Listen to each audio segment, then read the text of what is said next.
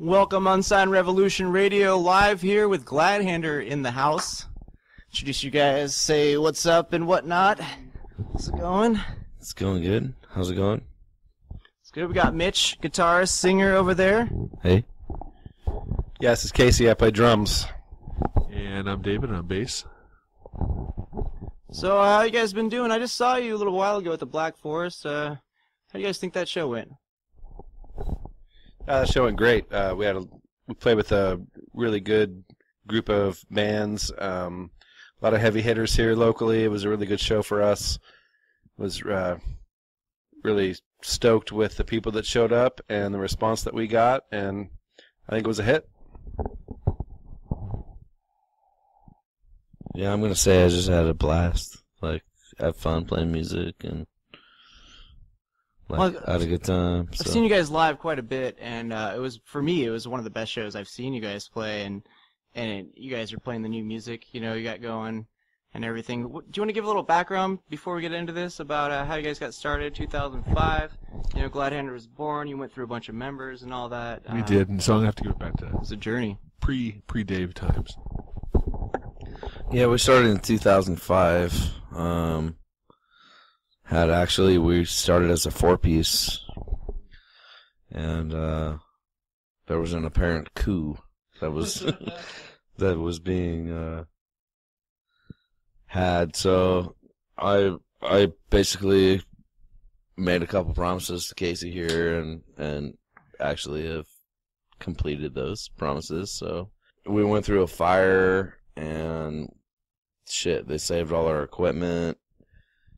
And, before they douched the place, the fire department had thrown plastic over our gear after they shoved it in the corner, and basically, let us, move on, because I wasn't at a point that I could replace anything, and I don't think Casey was either, and a bunch of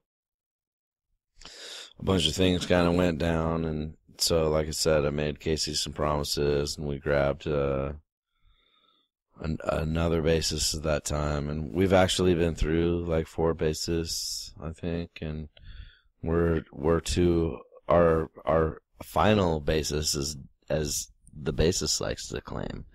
You never know, dude, when you're stuck with us, at what could happen. No, just kidding. So yeah, kind of like Mitchell said, we've been through some folks.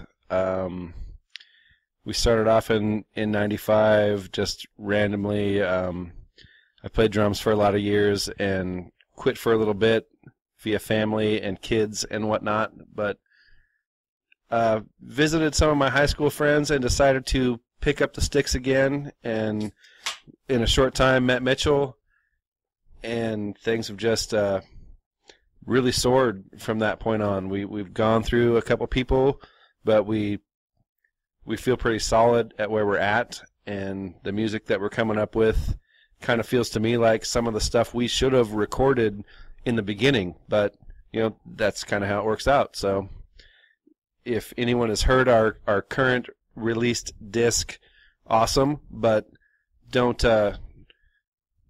kid yourself. We're up to other stuff. Definitely up to other stuff. That album came out before I was in the band, and that's 1 Against 3, which they did in what year?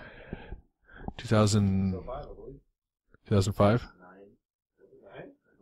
No, because that brings me to my first question. What year did I join the band? 9 or 10? That's a question for you. I don't know. I think it's 2009. I want to say 2009, but I'm not sure about that either. But that's about. It seems about right. But yeah, met Casey through mutual friends, and he said, we were in a marching band. I played the bass drum, he played the snare. That is... Sorry, we have to go to marching band practice and then go from there directly to rock practice. But come and try it all out, and instantly there was some good things happening when I showed up at that first practice, I think, and started working on songs that we don't play anymore because it's been so long, and never got recorded. Well, we recorded them, but not for proper, which takes me to Black Forest show. I recorded that whole show too, and because we play through in-ear monitors, which DeMille helped us out with, and thanks to DeMille on that. And that allows us to have a kick butt, in our head mix that we can just take anywhere and plug into the sound system. And so if we have a great mix on stage in our earphones, you guys have a great show, and that I think was evident at Black Forest. And I can just plug right into the board and get exactly what we hear in our heads onto disc. And so I think, and we've been recording some practices for quite a few months now too, so I think we got some new stuff that we can do some, lo-fi releases with after we mess with them, and then do something real later on. Ooh, that took us down a different road right there. What was it? I always forget, so I write this down. Yeah, Going Rounds, Final Days, and Away OK, the new music that I've heard from you guys. That's Alone. Oh, which one's Alone? Alone's the newest one. I haven't heard. Did you play that one at Black Forest? I was pretty drunk too that night, so. But. Well, on Black Forest recording, I know he says, hey, this is... Oh, that's the one I recorded. Yeah, okay, that's the direction you guys are going is The phenomenal. Second Chance, yeah, we definitely have a different direction going on. That's a little heavier, a little more poppy, I think. But you still keep the original sound that you started with. Just it's kind of just mixed up a different way. It just sounds great. I definitely do have my own tone. You keep on telling yourself what you want about my playing and my technical ability. He gets upset at me because he'll ask me something. How did I do about this one part? And I say, dude, I'm concentrating so hard on mine, I have no idea what this is. Yeah, I'm glad we record all our practices and stuff because, it makes a huge difference in actually being able to step back and hear it as an outsider instead of in the moment. Like, oh yeah, because, hey, we're a 6-pack in or 6 vapes or whatever, and you're like, woohoo, that sounded awesome. And then you hear it the next day. Yeah. Generally we don't work. Yeah, right. Did I do? Yeah. So that's been a huge tool. The inner ears, have allowed us to do a lot of different things just because we're set up differently as, in practice. Quite spoiled. I remember you guys from way back in the day. I was a DJ. Mitch was always there, a big supporter, and I watched him too as a musician in the whole Gladhander band for years, and all I see is progression in just a way that reminds me of the 90s grunge music that we all grew up to love that disappeared for some reason. But it's just that sound that I wish a lot of other musicians I drank the water had. up there, man. You drank the water? Mitchie did drink the water. He spent a lot of time in Seattle in that time, and just saw a lot of it happen. But I think, like you say, our new, we do keep the same sound, and a lot of that has to do with Mitch's guitar and just the grunge sound that comes with it. But I'm really excited with the new stuff that we're playing, and it just comes from listening and experimenting and learning about what we're up to individually, and our influences, my influences change. I would say probably yearly almost as I just delve into The more you music. listen to, the more you the more adapt to different sounds. And I don't, and I think it's evident in our music, I don't keep my ear to what's new. I kind of step back a couple years and listen to, okay, well, what was good then? Because what's good now to me is slim. It's not the same in this genre, in what we're up to. Right. And there's a lot of good music, and it always is going to keep being good. But what we're up to, in what we like, it's slim. So the cat's been on every episode so far. Fantastic. Of Kitty. our live interviews. But anyway, what we're up to is it's always changing, and it's probably always going to get a little heavier. Maybe not faster, but maybe a little heavier. Maybe just a little. I don't know. I like where we're headed. I like where Gladhander's headed. I like the music. I like what we're up to. Our new stuff is way different than what's been recorded, and I hope we keep pushing in that direction, and then release something soon that, you know, captures all that. Yeah, I think we can release something here, you know, that we'd be proud of here after a little while. What was I going to say? You know, different influences and things like that. I love some of the stuff we play that nobody ever hears, that we play when we just jam in between songs, or when Mitch is changing a string or something like that, or because I have a little bit of old schooler, like funky influences, but I also have a lot of, you know, heavy, like harder rock influences too, that Casey never gets to play those things a lot of times. We get to jam in different ways that we don't normally jam, and so it's kind of cool to work out different rhythm section things, and then have Mitch jump in and start writing stuff on top of that. And yeah, to us what we're doing. Yeah, yeah, Next thing you know, yeah. He's back in. fucking song created. Right. Well, you guys, I mean, as a trio, it's good sound all around. I mean, excellent bassist. You keep up on the drums like no other. I mean, it's a good team. Who made up the name Gladhander? Was that you, Mitch? Did it just pop into your head one day, or like where did that origin from? Gladhander came from that's funny. There was a organization up in Seattle. I'm not gonna name it, but there was a breakdown, and there was a lot of. It was bullshit, basically, and I had a friend on there just say, hey, you know, like, in description of what some of these people were doing to me, she said, screw them, they're a bunch of Gladhanders anyway.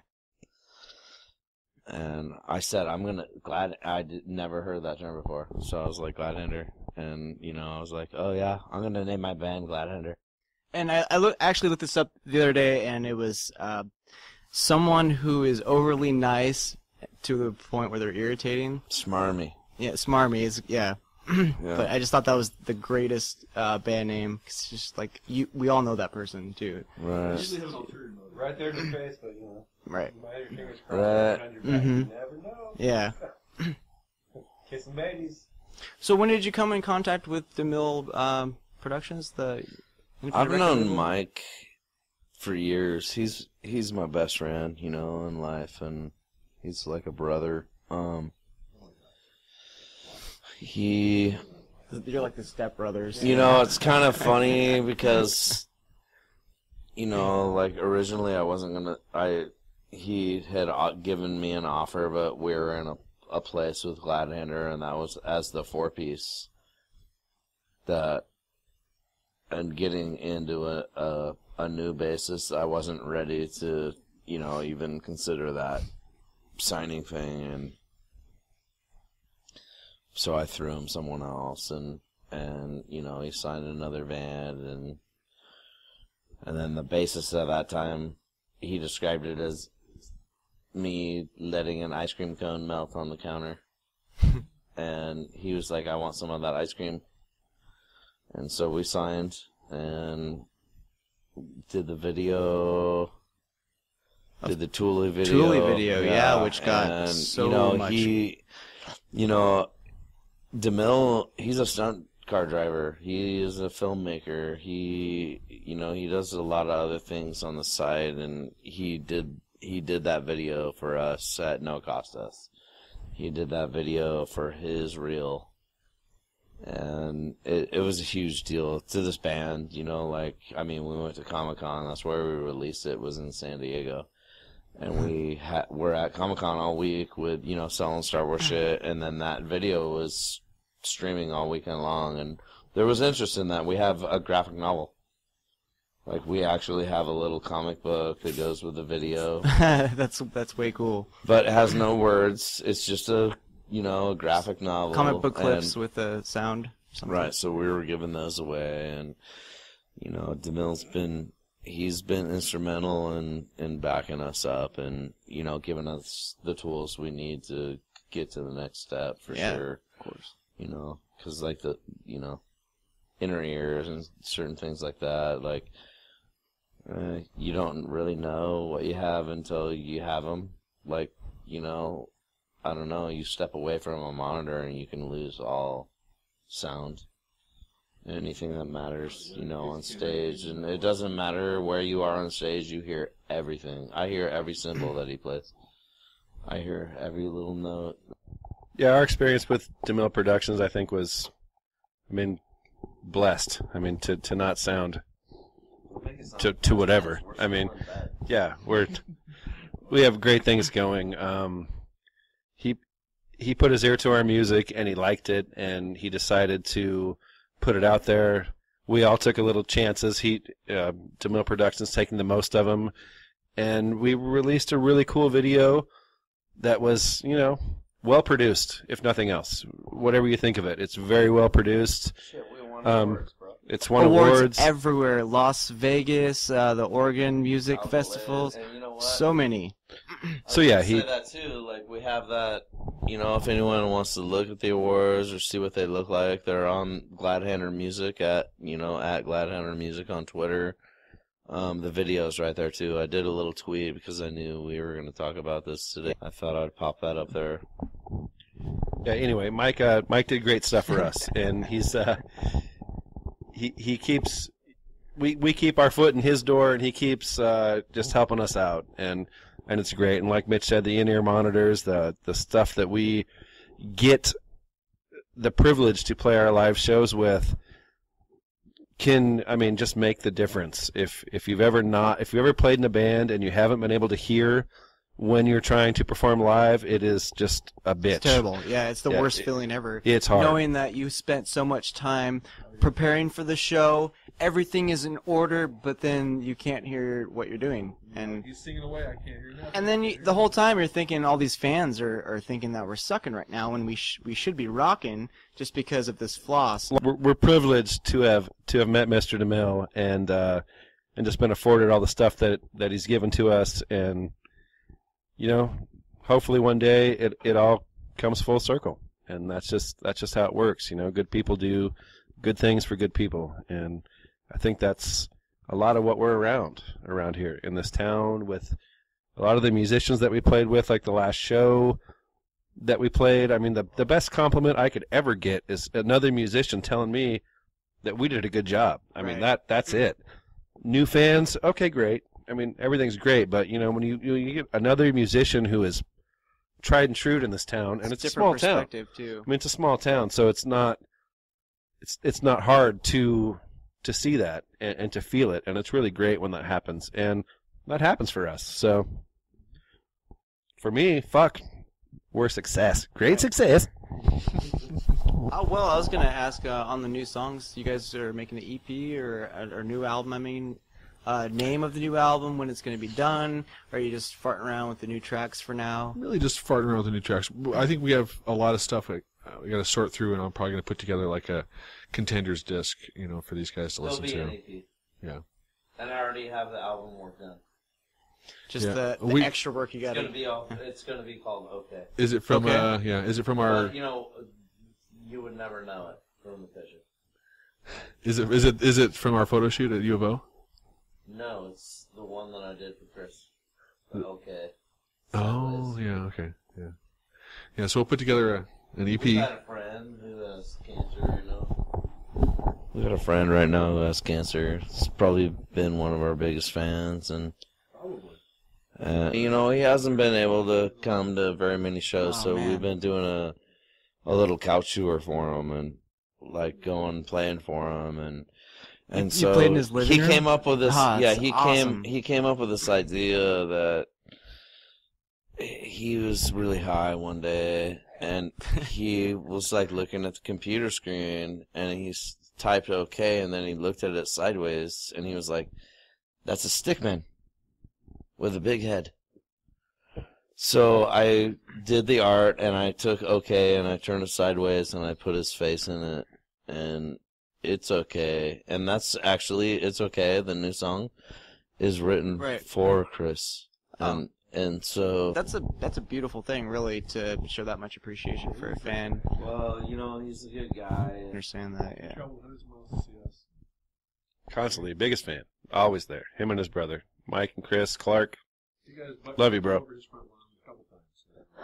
I was really skeptical going into that show.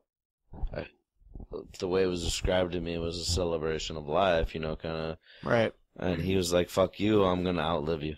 And he was telling me what was up, and I was just glad to be able to play for him, because he doesn't want to go to a show right now. He doesn't want to deal with people and, the chaos. And, I mean, when you feel like shit, you feel like shit. True. And I'm sure people feeling sorry for you gets a little old, too, when you're like, okay, yeah, I've been over this. Let's move on, He's the one who initiated the couch tour, which is the couch tour. But when I saw that, I thought you were joking. Like, yeah. But it sounds kind of funny, but I think we're doing a New Year's show in Astoria, which is going to be a couch show. And, we've got it set up so we can, electronic drums from this guy and a couple DIs, and we have total volume control, so we can't, get in any trouble. Right. So if anyone else wants us to play in their you guys wanted living room and not get in trouble. Foo Fighters is a band that I always think of you guys when I hear the new stuff. Is that like a big inspiration for you, Mitch? I know that you're a fan of the Foo Fighters, but how much does it interact with your music when you're trying to create something?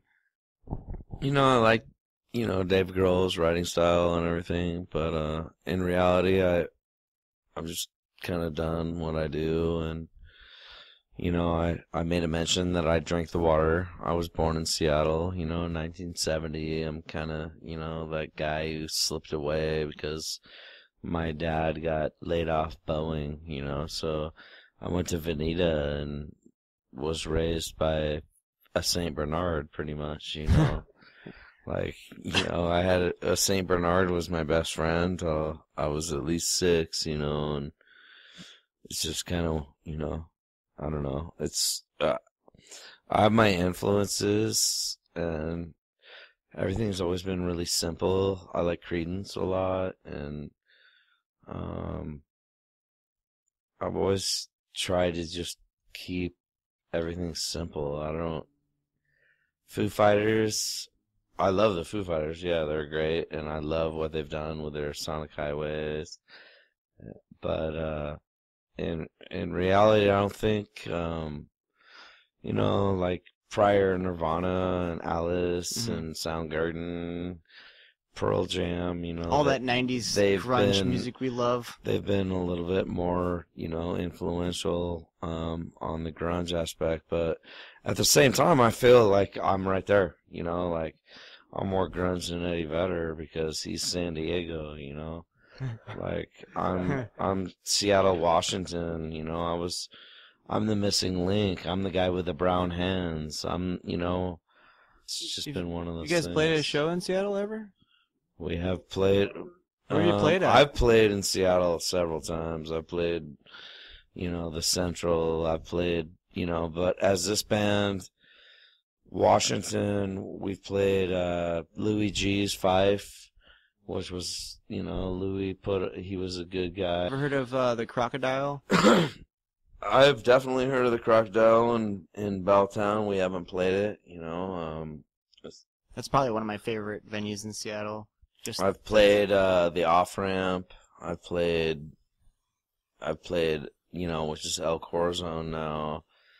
I've played a lot of the old school places, As this band is concerned, we played in Everett at Flights.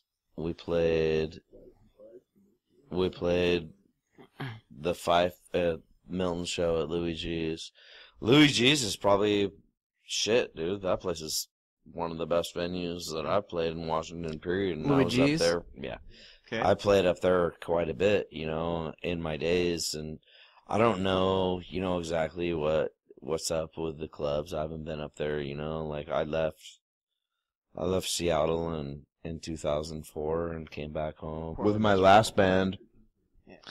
We played at Zach's, Fifth Ave, which turned into the Funhouse, and he was all pissed off because people were throwing beer and there was broken glass all over the ground, and they were all chucking beer at us, and it was they liked us, and he was a little bummed out. He just didn't understand that it was like the Blues Brothers. If they're not chucking glasses and beers at you and shit, Right. then they don't like you. You gotta get something thrown at you, a shoe, some tacks. Right? Maybe not the tacks. No, it's funny. PH. Some girl throws you a bra, and you're like, I might keep that for memorabilia. Right? You're like, please don't throw stuff at me. I'm trying to play bass. Speaking of bass, how long have you played bass? You've got some skill. You got. Yeah, I started playing bass, I think, when I was 17. 17, yes. Which is a long time ago. This is what, like 80 years? You're You're not that old, but no, I thought I know. would say. I remember back in the day when they created add a fire. add a couple onto 80 there. No, I started playing bass in 1982. before I was born. Before you were born, so shit, I'm playing. imagine that. I've been playing bass since before you were born. I always wanted to You say could actually that. say that to me now. in that voice. 85. Yeah. You're the Bears. Was it an upright bass? No, it was the same bass I'm playing. Well, no, it wasn't the Really? same bass. Oh man, I'm a youngin'. Yeah, just starting out. I've been playing the same bass I'm playing now since Hey, wait. '84, though, when I had my first job. That's So impressive that you still have the same bass you almost started with.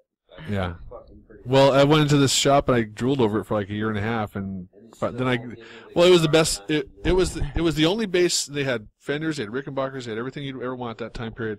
It was the only one I could play Paranoid on. Just doodle-doodle-doodle, play Black Sabbath Paranoid. What kind of bass was it? It's an Ovation Magnum, which is it was the most expensive one in the shop too. I had a job. I lived at home. And you First- still first have paycheck, it to this yeah. day? Oh yeah, it's amazing. You still play on? Oh it? yeah. Oh, When you buy the best, you don't need to replace it. exactly. So, No, that's my dad was a policeman. It got stolen from that guitar shop, and my dad was a detective, and he recovered it. So they said, dude, shit. you got to buy it now. And I said, Yeah. right. So I bought it. And, No, they gave it to him, and he actually it's stolen stuff. he is the one that stole Yeah. it. endorsed by Fender. This is how we do it. exactly. And I play through a little tube compressor, and that's about my rig right there. Cool. I basically play a DW set with a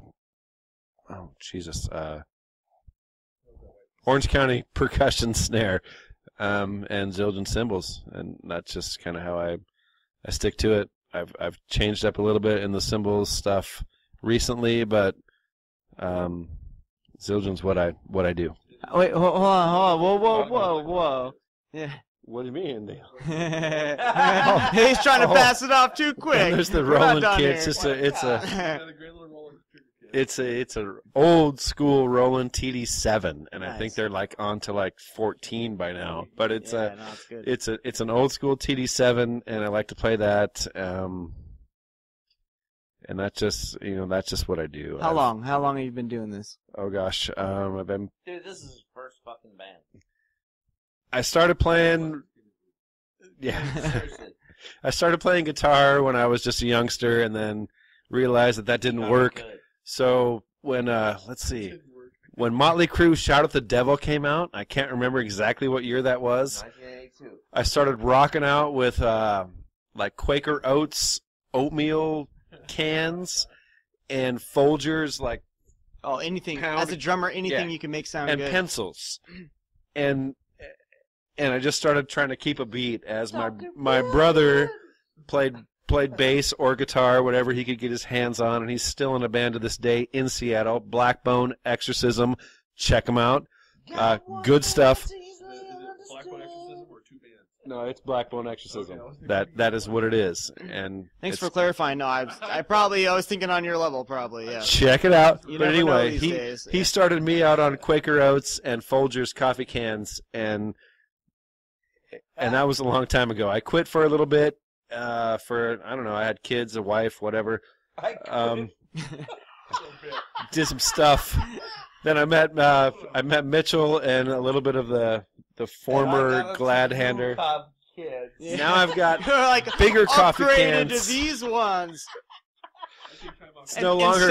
instead of actual wood sticks, you give them drumsticks. It's not the Quaker Oats guy anymore. It's either the Evans or the Remo guy. Nice. You know. Holy shit, you're making me cry. That's hilarious. Anyway, so yeah, that's my story. I quit for a bit, but it was in my bones. I quit, had a family, went back to where I graduated high school from, ran into my old high school buddies. They were still rocking out. Came home from that weekend and was like, "This is what I have to do," and that's just what has happened. So, yeah. Mitchell, your story. You made me cry, dude. That was so funny. What? Tell me about the guitar I should have that you have. Yeah, he has a guitar that you've been trying to get for a while. That matches his bass. Anyway, yeah, I have a Washburn X50 Pro Q that I've kind of tucked away. I've been using this Halo Custom. Number 1 off the assembly line. It is number 1 off the assembly line. Halo Custom American Outlaw. Mesa Boogie. I got a Mesa Boogie. I don't know, number 1. I don't think number 1's that good, right? That's like almost last place. Almost last place. It's number 1. actually, you know, the stamp is on a piece of paper and it's folded up and like tucked inside of the guitar. Huh. There's no number on the guitar. I'm still saying I think I'd want 20. It's played okay. It's been okay. 20, so at least. I got my Mesa Boogie.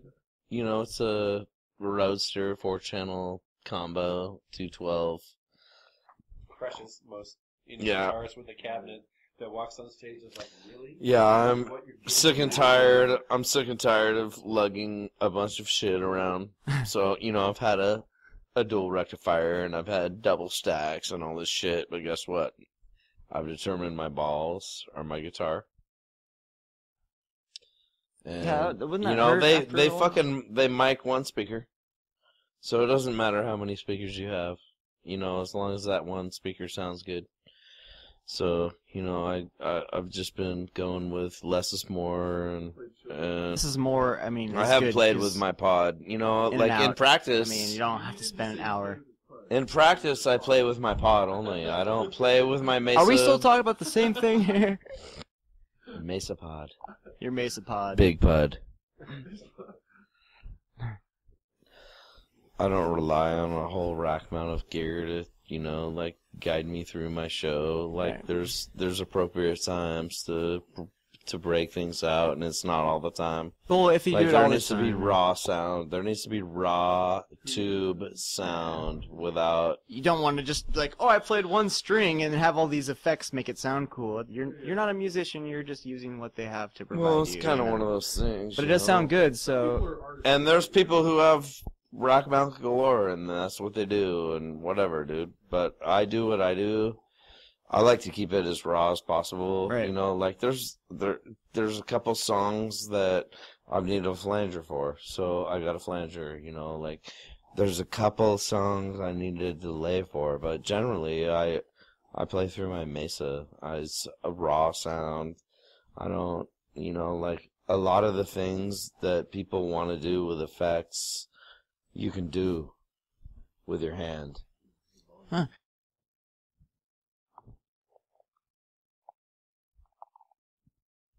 Let's talk about some of the craziest shows, experiences you guys had that like just made you chuckle all the way through your show. Well, probably the most popular thing is something I'm.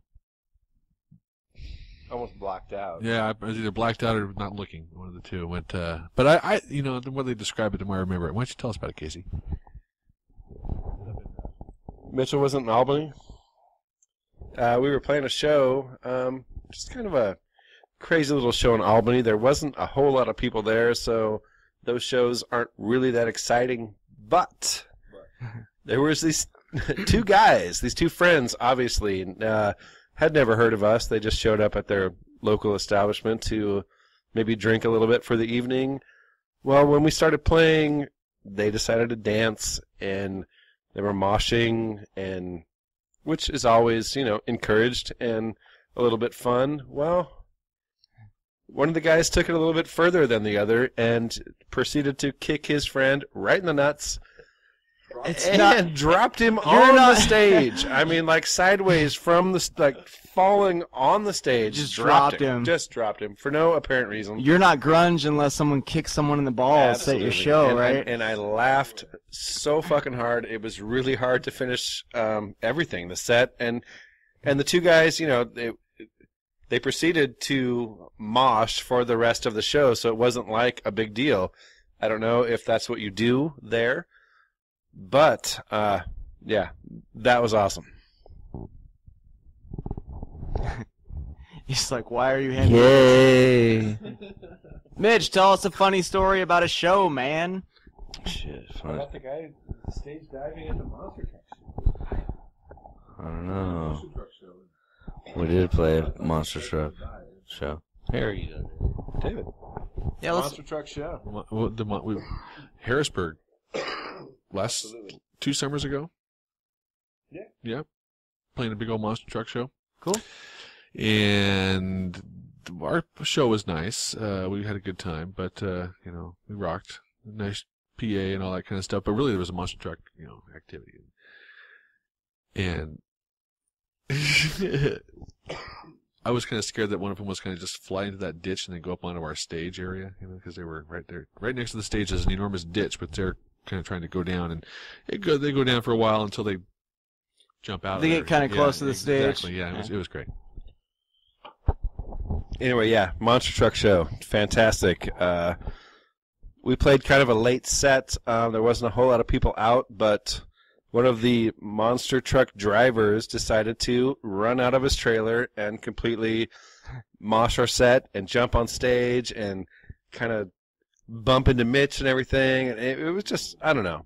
It was pretty hilarious for a monster truck show in Albany. Anyway, that's where that came from. Something random. Yes, You're absolutely like, why random. Did that happen at all? Pulled pork. Maybe it was the pulled pork. He might have got a hold of a little bit of bad pulled pork. I don't know. But anyway, he Ringtone. What